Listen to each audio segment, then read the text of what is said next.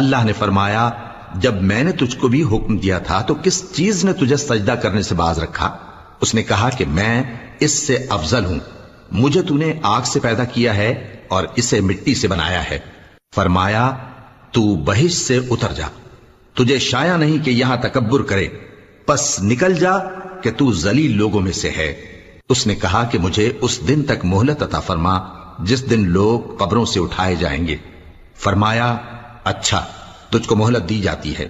بولا کہ مجھے تو نے گمراہ کیا ہی ہے، میں بھی تیرے سیدھے رستے پر ان کو گمراہ کرنے کے لیے بیٹھوں گا، پھر ان کے آگے سے اور پیچھے سے اور دائیں سے اور بائیں سے غرض ہر طرف سے آؤں گا، اور تو ان میں اکثر کو شکر گزار نہیں پائے گا۔